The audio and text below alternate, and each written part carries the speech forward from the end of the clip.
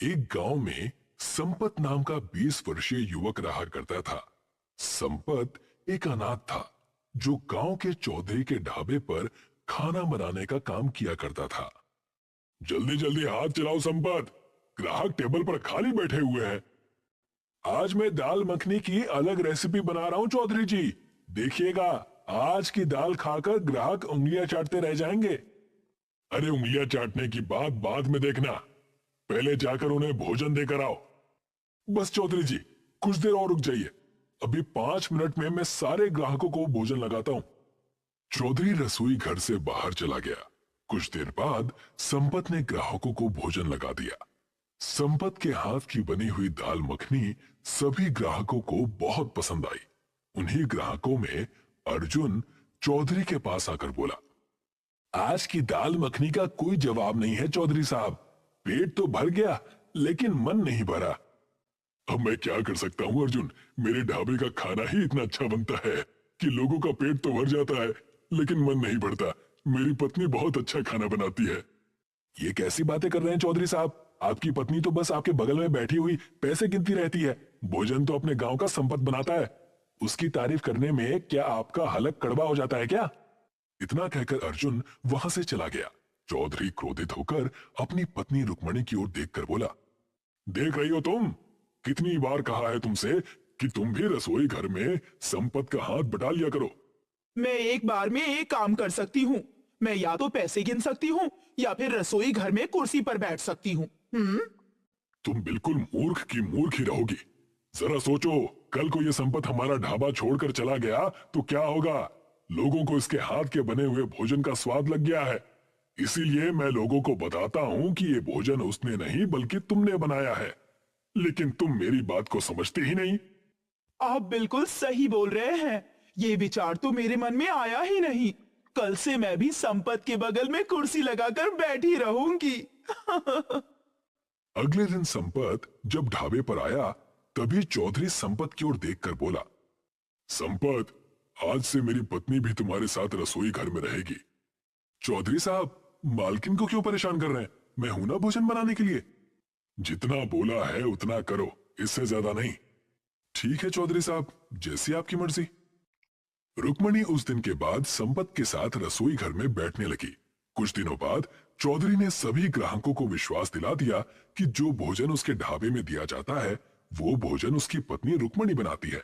एक दिन संपत काम पर जाने के लिए अपने घर से बाहर निकला ही था कि तभी वहां पर चौधरी आ गया। चौधरी साहब आप, मैं तो ढाबे पर ही आ रहा था। मैं तुम्हें यहाँ पर यह बताने आया हूं कि अब तुम्हें मेरे ढाबे पर काम करने की कोई जरूरत नहीं है। ये कैसी बातें कर रहे हैं आप चौधरी साहब? जहां तक मैं जानता हूं मैं तो बहुत मेहनत से खाना बनाता हूं और मैंने आपको कभी शिकायत का मौका भी नहीं दिया। मुझे इस बात से कोई फर्क नहीं पड़ता संपत, तुम्हारी वजह से मेरे ढाबे का नाम बदनाम होता जा रहा था। ये कैसी बातें कर रहे हैं आप चौधरी साहब? जहां तक मुझे याद है, जब से मैं ढाबे पर काम कर रहा हूं तब से तो आपका ढाबा पहले से ज्यादा चलने लगा है। हाँ, ज्यादा चलने लगा है, लेकिन सिर्फ तुम्हारे नाम पर। अगर मैं कुछ दिन तक तुम्हें और काम पर रखता तो शायद मेरे ढाबे का नाम चौधरी ढाबा से बदलकर संपत ढाबा हो जाता। ऐसा मत कीजिए चौधरी साहब, मैं एक अनाथ हूं और मुझे इसके अलावा और कोई काम नहीं आता। वो तुम्हारी समस्या है, मेरी नहीं। आज के बाद मेरे ढाबे के आसपास भी कहीं दिखे ना तो टांगे तोड़कर गांव से बाहर फेंकवा दूंगा। इतना कहकर चौधरी गुस्से में वहां से चला गया। संपत बेरोजगार हो गया। थक हार कर संपत गांव के मुखिया के पास चला गया। मुझे सब पता है संपत कि चौधरी ने तुम्हारे साथ क्या किया है, लेकिन तुम तो जानते हो कि चौधरी मुझसे कहीं ज्यादा ताकतवर और धनवान है। मैं उसका कुछ नहीं बिगाड़ सकता। मुखिया जी, मैं आपसे चौधरी से लड़ने की बात नहीं कर रहा, मैं तो बस आपसे कुछ मदद मांगने आया हूँ। आप तो जानते हैं मुखिया जी कि मैं एक अनाथ हूँ। कुछ वर्ष पहले ही मेरे माता पिता मुझे अकेला छोड़कर चले गए और मैं अपना गांव छोड़कर कहीं नहीं जाना चाहता। तुम कहना क्या चाहते हो? मुखिया जी, मैं सिर्फ भोजन बनाना चाहता हूँ। तुम्हारे पिता भी बहुत अच्छे बावर्ची थे। मुखिया जी, आप मेरी थोड़ी सी मदद कर दीजिए। मैं भी अपने गांव में अपना खुद का ही ढाबा खोलना चाहता हूँ। आप मुझे थोड़ा सा धन दे सकते हैं क्या? जब मेरा ढाबा चलने लगेगा तब मैं आपको सारे पैसे वापस कर दूंगा। ठीक है, गांव में मेरी जो खाली जमीन पड़ी है तुम वहां पर अपना ढाबा खोल लो। उसके लिए जितना भी धन लगेगा मैं तुम्हें देने के लिए तैयार हूँ। मुखिया की बात सुनकर संपत खुश हो गया। संपत बड़ी मेहनत से खाली जमीन पर ढाबा बनाने में जुट गया। जी तोड़ मेहनत के बाद संपत ने वहां पर ढाबा बनाकर तैयार कर लिया। कुछ दिनों के बाद संपत के ढाबे पर ग्राहक आने लगे और यही बात चौधरी को परेशान करने लगी। जिस बात का मुझे डर था वही हुआ रुक्मणी। उस नालायक ने अपना ढाबा गांव में खोल दिया है। अब ग्राहक मेरे ढाबे पर कम उसके ढाबे पर ज्यादा आते हैं। आपके अंदर तो लोमड़ी के जैसी बुद्धि है। उस बुद्धि का इस्तेमाल करिए और उसका ढाबा बंद करवा दीजिए। तुम बिल्कुल सही कह रही हो। मुझे अपनी लोमड़ी जैसी बुद्धि से कोई योजना तो सोचनी ही पड़ेगी। चौधरी ने बड़ी चालाकी से एक ग्राहक को अपनी बातों में ले लिया। वो ग्राहक संपत के ढाबे पर चुपके से भोजन में चौधरी की लाई हुई दवाई फेंक आया। उस दिन जिसने भी संपत के ढाबे का खाना खाया उसका पेट खराब हो गया। अगले दिन संपत के ढाबे के सामने गांव के लोगों की भीड़ लग गई। एक व्यक्ति क्रोधित होता हुआ संपत से बोला, तुम्हारा ढाबा क्या चलने लगा? तुम अपनी औकात भूल गए? ये कैसी बातें कर रहे हैं? मैंने क्या किया है? क्या किया है? अरे कल मैंने तुम्हारे ढाबे पर दाल खाई थी, तब से मेरा पेट खराब है।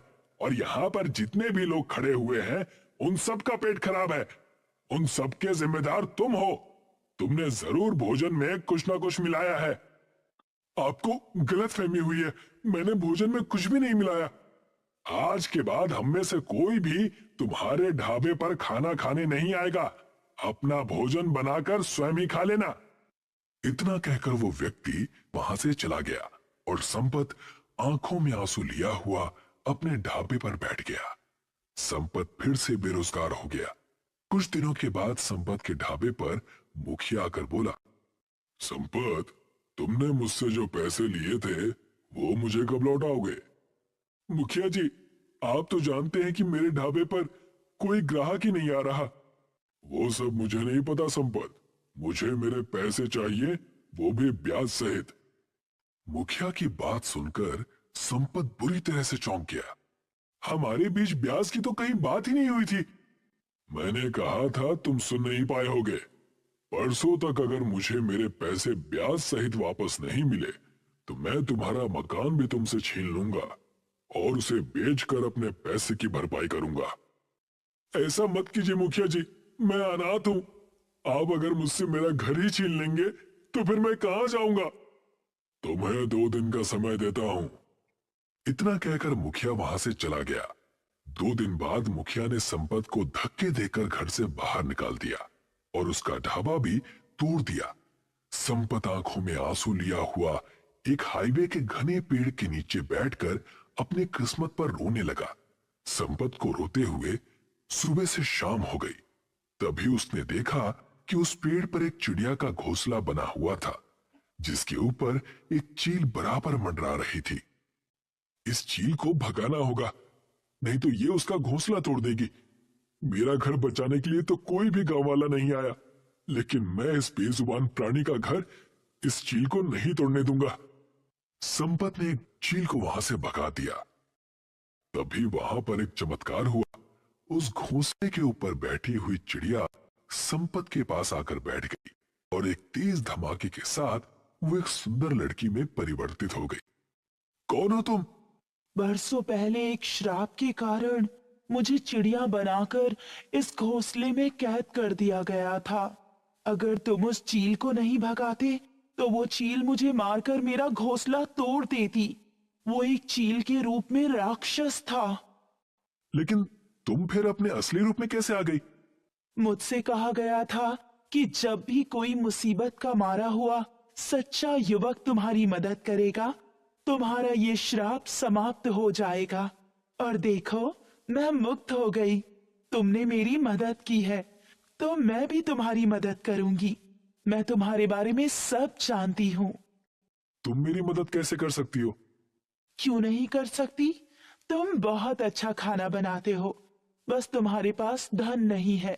एक घर था, वो भी तुमसे छीन लिया गया, लेकिन कोई बात नहीं। तुमने जिस घोंसले को टूटने से बचाया है, वही घोंसला आज से तुम्हारा घर होगा।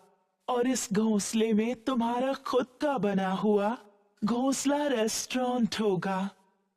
इतना कहकर उस सुंदर लड़की ने अपना हाथ घोंसले के आगे कर दिया। तभी एक तेज धमाके के साथ वो घोंसला एक रेस्टोरेंट में परिवर्तित हो गया, जिसकी सीढ़ियां बहुत सुंदर लकड़ी की बनी हुई थी। ये घोंसला रेस्टोरेंट आज से तुम्हारा है। तुम्हें यहाँ से कोई भी नहीं निकाल सकता। जब भी तुम्हें यहाँ से कोई निकालने की कोशिश करेगा, तो वो खुद ही मुसीबत में फंस जाएगा।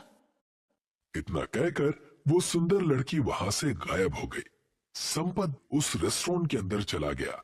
उसने देखा कि रेस्टोरेंट अंदर से किसी 5 स्टार होटल जैसा था, जहां पर एक से एक महंगी टेबल रखी हुई थी और एक 5 स्टार होटल की ही तरह हर सुख सुविधा वहां पर मौजूद थी। कुछ देर बाद संपत वहां पर आराम की नींद सो गया। अगले दिन संपत नाश्ता करके नीचे उतरा ही था कि तभी उसके सामने एक कार आकर रुक गई। उसमें से एक सुंदर युवक बाहर निकलकर संपत से बोला, ये किस तरह का रेस्टोरेंट है भाई? इस तरह के रेस्टोरेंट्स तो मैंने सिर्फ विदेशों में ही देखे हैं, लेकिन वो भी तस्वीरों में। ये मेरा रेस्टोरेंट है, घोंसला रेस्टोरेंट। मेरे रेस्टोरेंट पे हर तरह का भोजन उपलब्ध है। क्या तुम मुझे अपना रेस्टोरेंट दिखा सकते हो? दिखाना क्या है साहब, आप मेरे पहले ग्राहक हैं। आपके लिए आज का खाना मुफ्त है। संपत ने उसके लिए बहुत अच्छा भोजन तैयार कर दिया। भोजन खाकर वो युवक उंगलियां चाटते हुए बोला, यकीन मानो मैंने एक से बड़े एक 5 स्टार होटल में खाना खाया है, लेकिन इससे ज्यादा लजीज खाना मैंने अपने जीवन में नहीं खाया। मैं एक बहुत बड़ी कंपनी में एडवर्टाइजमेंट का काम करता हूँ। तुम चाहो तो मैं तुम्हारे इस घोंसला रेस्टोरेंट का एडवर्टाइजमेंट कर सकता हूँ। तुम्हारा रेस्टोरेंट प्रसिद्ध हो जाएगा और यहाँ ग्राहकों की भीड़ लग जाएगी। अगर ऐसा करेंगे तो मेरे लिए ये बहुत ही अच्छी बात होगी। वो युवक मुस्कुराता हुआ वहां से चला गया। अगले दिन उस रेस्टोरेंट में शहर से आने वाले लोगों की भीड़ लग गई। उस भीड़ में बहुत बड़े बड़े नेता, पत्रकार और बहुत सी अमीर फैमिली के लोग थे। संपत का घोंसला रेस्टोरेंट कुछ ही महीनों में पूरे इंडिया में छा गया और यही बात चौधरी और मुखिया को बेहद परेशान कर रही थी। तुम सिर्फ नाम के मुखिया हो, तुमसे एक छोटा सा काम नहीं हुआ। तुमने जितना बोला था उससे ज्यादा करके दिखाया था मैंने। अरे तुमने तो सिर्फ उसे अपने ढाबे से निकाला था, मैंने तो उसका मकान भी उससे छीन लिया था। मगर उसकी किस्मत ही इतनी अच्छी है, तो इसमें मैं क्या कर सकता हूं? अब इन बातों से क्या लेना देना मुखिया। उसके घोंसला रेस्टोरेंट में शहर के अमीर लोग आते हैं और गांव के लोगों को वो अपने घोंसला रेस्टोरेंट में मुफ्त खाना खिलाता है। वो सबको रोजगार दे रहा है और तरक्की कर रहा है, और हम यहाँ हाथ पर हाथ धरे बैठे हुए हैं। तुम चाहते क्या हो? मैं चाहता हूं कि उसके घोंसला रेस्टोरेंट में आग लगा दूं। तो फिर देर किस बात की है? चलो चलकर आज रात ये शुभ काम कर ही देते हैं। मुखिया और चौधरी पेट्रोल लेकर उस पेड़ पर पहुंच गए। उन्होंने उस पेड़ पर पेट्रोल छिड़का, मगर जैसे ही उन्होंने आग लगाने की कोशिश की, अचानक उनके शरीर में बुरी तरह से जलन होने लगी और वो बहुत बुरी तरह से चीखने लगे। संपत और सारे ग्राहक रेस्टोरेंट के नीचे आ गए। अरे आप दोनों को क्या हुआ? आप दोनों चीख क्यों रहे हैं? हमें माफ कर दो संपत, हम तुम्हारे घोंसला रेस्टोरेंट पे आग लगाने के लिए आए थे, लेकिन हमने जैसे ही आग लगाने की कोशिश की, हमारे शरीर में जलन महसूस होने लगी। आज तो ये गलती कर ली है मुखिया जी, लेकिन आज के बाद इस गलती को कभी भी मत करना। तभी उस घोंसला रेस्टोरेंट के अंदर से एक भारी आवाज आई, इन दोनों से कहो कि अब ये गांव छोड़कर चले जाए, नहीं तो उनके शरीर की जलन दुनिया का कोई भी डॉक्टर ठीक नहीं कर पाएगा। मुझसे यह कहा गया था कि अगर कोई भी इस घोंसला रेस्टोरेंट को नुकसान पहुंचाने की कोशिश करेगा तो वो बहुत बड़ी मुसीबत में पड़ जाएगा। मुखिया और चौधरी ने संपत की बात मानने में ही भलाई समझी। वो दोनों रात ही रात गांव खाली करके भाग गए। संपत आज भी घोंसला रेस्टोरेंट चलाता है।